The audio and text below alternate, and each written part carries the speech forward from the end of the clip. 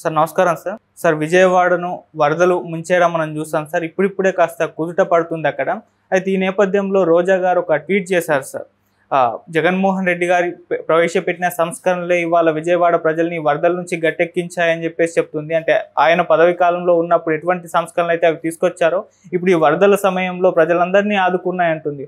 ఒకవైపేమో జగన్మోహన్ రెడ్డి గారు ఇక్కడ వరదలు రావడానికి ఇది మ్యాన్మేడ్ వరదలు చంద్రబాబు నాయుడు గారు సృష్టించారని చెప్పేసి ఆయన ప్రొజెక్ట్ చేస్తున్నారు. రోజా గారు ఈ వరదల నుంచి కాపాడడం జగన్మోహన్ రెడ్డి గారు అని చెప్పేసి ఈ రకంగా ప్రొజెక్ట్ చేస్తుంది. అంటే ఇద్దరు అధ్యక్షులు, ఒకరేమో వరదలు తీసుకొచ్చారు, ఇంకొకరు కాపాడారు అన్నట్టుగా ప్రొజెక్ట్ అవుతుంది సార్. మీరేం చెప్తారు సార్ ఈ ఇష్యూ గురించి? తీసుకురావటం మానటం అనేది వీళ్ళ చేతుల్లో లేదు. వర్షం కురిపించే పరిస్థితులు వీళ్ళకి లేవు. వర్షాలు కురిసాయి, ఎందుకు కురిసాయి అనేది పక్కన పెట్టేస్తాయి. గతంలో ఎన్నడూ లేనంత స్థాయిలో వర్షం పడింది. అక్కడ వర్షపాతం నమోదైంది. దానికి సంబంధించిన రికార్డులు వెరిఫై చేసుకోవచ్చు. రెండోది, ఇక్కడ చాలా కాన్షియస్గా బుడమేరు వరదకి కారణం ఆక్రమణలు. అది మైలవరంలో మొదలై ఆకివీడు దగ్గర కొల్లేరులో కలవాలి. కొల్లేరు ఆల్రెడీ ఆక్రమణలకు గురై ఉంది. కొల్లేరు క్లోజు. ఇది పోలవరం రైట్ కెనాల్ ద్వారా కృష్ణానదిలోకి వెళ్ళే కండిషన్ కూడా లేదు ఈ వాటరు. ఎందుకంటే ఆల్రెడీ అక్కడ వరద ఉంది కాబట్టి రివర్స్ పంపింగ్ జరుగుతుంది. వెలగలేరు దగ్గర ఒక రిజర్వాయర్ ఉంది దానికి సంబంధించిన గేట్లు ఎత్తేయటంతో చాలా ప్రాంతాల్లో ఇది గట్లు తెంపుకొని రోడ్ల మీదకి ప్రవహించింది బుడమేరు. దాంతో విజయవాడలో లోతట్టు ప్రాంతాల్లో అంటే దేవీనగరు, కనకదుర్గ నగరు, రామలింగేశ్వరపేట ఇలాంటివన్నీ, అయోధ్యానగరు, ఈ ఏరియాలన్నీ కూడా మునిగాయి, భారీగా నీట మునిగాయి. ఇందులో ఎంక్రోచ్మెంట్స్ ఎక్కువ. అజిత్ సింగ్ నగర్ వైపు ఆక్రమణలు విపరీతంగా జరిగినాయి. ఆ కొనుక్కున్న వాళ్ళు బహిరంగంగా మీడియా ముందుకు వచ్చి మాట్లాడారు. ఇదేదో సురక్షితమైనటువంటి ప్రాంతం అని చెప్పి కాన్ఫిడెంట్గా చెప్తే కొనుక్కున్నాం, తీరా ఇప్పుడు మునిగాక అర్థమైంది అని మాట్లాడారు. వాళ్ళు కట్టుకుందే ఏట్లో ఇల్లు కట్టుకుని మునగద్దంటే ఎట్లా కుదురుతుంది? మునిగింది. అపార్ట్మెంట్లు కట్టారు, అవి మునిగినాయి. ఇంట్లో ఏ వస్తువు పనికిరాదు అనే పరిస్థితులు వచ్చే లెవెల్లో మునిగినాయి అన్నీ. సో దీనికి ఎవరి ప్రభుత్వం కారణము అంటే అన్ని ప్రభుత్వాలు కారణమే. ఏది కాంగ్రెస్ పార్టీ, తెలుగుదేశం పార్టీ, అందరి తాలూకా నమూనాలు అంటే అందరి తాలూకా పుట్టుమచ్చలు ఉన్నాయి అక్కడ. నందమూరి నగర్ అనే పేరుతో కొన్ని పేటలు వెలిసినాయి, రంగానగర్లు వెలిసినాయి. ఇలా ఒక్కొక్క నాయకుడి పేరుతో ఒక్కొక్క కాలనీలు వెలిసినాయి. అదేమిటి, సింగనగర్ ఫ్లైఓవర్ పక్కన అది పట్టా భూమి అని చెప్తున్నారు కానీ అది కూడా ముంపు ప్రాంతమే. చాలా కాలం పాటు ఆ ఏరియాలో నిర్మాణాలు ఏం రాలా. బుడమేరుకి పక్కనే ఉంటుంది అది. బుడమేరులో భాగం అనేది ఒప్పుకోవట్లేదు కానీ ఒక పోలీస్ కాలనీ కూడా వచ్చింది అక్కడ. డిటి నాయక్ గారి సతీమణి పేరుతో ఇందిరా నాయక్ నగర్ అని వచ్చింది. అది కూడా మునిగింది. ఒక కట్ట ఉంటుంది, అది బుడమేరు కట్ట కాదు అని చెప్తున్నారు కానీ కట్ట అయితే చాలా కాలంగా ఎగ్జిస్టింగ్లో ఉంది. ఆ కట్ట మీద దేవాలయాలు ఉంటాయి. దాని పక్కన పాత రోజుల్లో నిర్మాణాలు ఉండేవి కాదు, ఇప్పుడు చాలా నిర్మాణాలు వచ్చినాయి. అవన్నీ మునిగినాయి. అటువైపుకే ఆంధ్రప్రభ కాలనీ లాంటివి ఉంటాయి, అవి కూడా పట్టాభూములే అని చెప్తారు కానీ చెప్తున్నారు పట్టాభూములే కావచ్చు, అది రిజిస్టర్డ్ వ్యవహారాలే అయినప్పటికీ అవి కూడా మునిగినాయి. అంటే చాలా ఒక రకంగా బుడమేరు అది ప్రవహించాల్సిన ప్రాంతాన్ని కుదించడం వలన ఆ వాటర్ ఇలా విస్తరించింది. దానికి ఎవరు బాధ్యులు అంటే అందరూ బాధ్యులే. జగన్మోహన్ రెడ్డి గారు కూడా బాధ్యుడే. జగన్మోహన్ రెడ్డి గారు ఇప్పుడు ఆవిడేదో రిటైరింగ్ వాల్ కట్టాడు అని చెప్తోంది కానీ కట్టింది తెలుగుదేశం హయాంలో మొదలైంది. అది చంద్రబాబు టైంలో, పాత రోజుల్లో ఎప్పుడు కేఎల్ రావు టైం నుంచి ప్రపోజల్ అది. ఆ ప్రాంతంలో ఉన్న వాళ్ళని వెకేట్ చేయించి కట్టారు అది.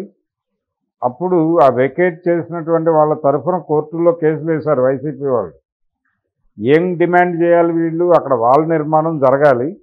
ఆ వెకేట్ చేసిన వాళ్ళకి ఇమ్మీడియట్గా మీరు వేరే చోట నివాస గృహాలు ఇవ్వాలి అనే డిమాండ్తో పోరాటం చేసి వాళ్ళు దాన్ని సాధించుంటే అప్పుడు ఆ వాల్ కంట్రిబ్యూషన్లో వీళ్ళ వాటా ఉన్నట్టుగా భావిస్తుంది ప్రపంచం. అది జరగలా. వీళ్ళు కోర్టులో కేసులు వేశారు అక్కడ నుంచి నిర్వాసితుల్ని చేస్తున్నారు అని.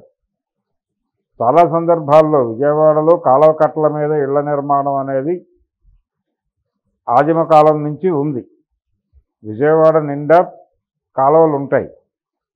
అంటే విజయవాడలో ఏ పౌరుడైనా సరే రోజు తన దైనందిక జీవితంలో 1 లేక 2 బ్రిడ్జిలు దాటకుండా రోజు కంప్లీట్ అవ్వదు ఎవరికి. పాత రోజుల్లో అయితే కనీసం 2 బ్రిడ్జిలు దాటాలి, ఒక రైల్వే ట్రాక్ దాటాలి. ఈ మధ్యకాలంలో ఊరి మధ్య నుంచి వెళ్ళేటువంటి ఒక రైల్వే ట్రాక్ని తీసేసి ఊరి చివరికి జరిపారు. BRTS రోడ్ అని వచ్చింది. ఆ రోడ్డు మొత్తం రైల్వే ట్రాక్. అది పాత రోజుల్లో. ఆ ట్రాక్ తీసేశారు. తీసేసి దాన్ని ఊరి చివరి నుంచి నడుపుతున్నారు. ఇప్పుడు ఆ ట్రాక్ నడుస్తున్నటువంటి ఏరియాలోనే మునిగినాయి. దాన్ని చూడటానికే నిన్న చంద్రబాబు నాయుడు గారు వెళ్ళారు. ఆయన పక్క నుంచి ట్రైన్ వెళ్ళింది, చూసాం మనం. ప్రమాదమే అది. సో ఇలాంటి సందర్భం ఉంది విజయవాడలో. అది నదికి పక్కన ఉన్నటువంటి ప్రాంతం. నదికి పక్కన ఉండటంతో పాటు ఈ ప్రమాదం గురించి కేఎల్ రావు గారి రోజుల నుంచి మొత్తుకుంటూనే ఉన్నారు. అది ఇప్పుడు కొత్తగా మొత్తుకుంటున్నది కాదు. జగన్మోహన్ రెడ్డికో చంద్రబాబుకో సంబంధించిన వ్యవహారం కాదు. గత ప్రభుత్వాల వైఫల్యాలు కూడా ఉంది. అనేక 2005లో వైఎస్ రాజశేఖర రెడ్డి గారు విజయవాడ కలెక్టరేట్లో కూర్చుని మాట్లాడాడు. ఈ బుడమేరు ఆక్రమణలు తొలగించి అక్కడ రిటైనింగ్ వాల్ కట్టావాలను అని.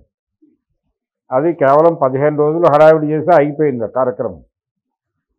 ఇలా ఇప్పుడు కూడా అదే జరుగుతుంది. నిన్న పవన్ కళ్యాణ్ గారు మాట్లాడాడు, పర్మనెంట్ సొల్యూషన్ చూడాలి దీనికి అని. పర్మనెంట్ సొల్యూషన్ అంటే మీరు ఆక్రమణలు తొలగించి వాళ్ళకి వేరే చోట నివాస యోగ్యమైనటువంటి ప్రదేశాల్లో, భద్రత ఉన్న ప్రదేశాలలో గృహ నిర్మాణాలు జరిపి వాళ్ళని అక్కడికి తరలించి ఆ ప్రాంతం మొత్తం వెకేట్ చేసి దాన్ని బుడమేరుగా గుర్తించి దానికి ఒక రిటర్నింగ్ వాల్ కట్టి దాని ఒరిజినల్ విస్తీర్ణంలో చేయగలిగితే భవిష్యత్తులో వరద నీళ్ళు వచ్చినప్పుడు ఆ ప్రమాదం లేకుండా ఉంటుంది. 3 ఏళ్ళు వరుసగా చూసాం నీళ్లు రాలేదు అని చెప్పి ఇల్లు కట్టేస్తే 4వ ఏడు వరద రాదని గ్యారంటీ లేదు కదా. అదే జరిగింది, ఇక్కడ జరిగింది, గోదావరిలో కూడా అదే జరుగుతుంది. ఎంక్రోచ్మెంట్స్ కాని నది ఏదైనా ఉందా దేశంలో అనేది చూడాలి ముందు. దానికి రాజకీయ నాయకులు కారణం. విజయవాడ అనేది వలసల ఊరు. అది ఉత్తరాంధ్ర ప్రాంతం నుంచి, రకరకాల ప్రాంతాల నుంచి, ప్రకాశం జిల్లా నుంచి, అక్కడి నుంచి ఇక్కడి నుంచి వలసలు వస్తారు. అక్కడ ఆ వలసలు వచ్చిన వాళ్ళు విజయవాడలో ఉండేటువంటి హమాలీలు అందరూ బయట నుంచి వచ్చిన వాళ్ళే. అలాగే వన్ టౌన్లో ఉన్నటువంటి రకరకాల కమ్యూనిటీస్ ఏవి కూడా అక్కడ నేటివ్ కమ్యూనిటీస్ కాదు, వలస వచ్చిన వాళ్ళే. ఈ వలస వచ్చినటువంటి కమ్యూనిటీస్ తాలూకా ప్రాబల్యం ఎక్కువ. నైజాం ప్రాంతం నుంచి వెళ్ళినోడు కూడా చాలామంది ఉన్నారు. అక్కడ నైజాం గేట్ అని ఒక ఏరియా ఉంటుంది. అలాగే మొగల్రాజపురం, క్రీస్తురాజపురం ఏరియాలో కూడా ఒక నైజాం నుంచి వెళ్ళిన వాళ్ళ కాలనీ ఉంది.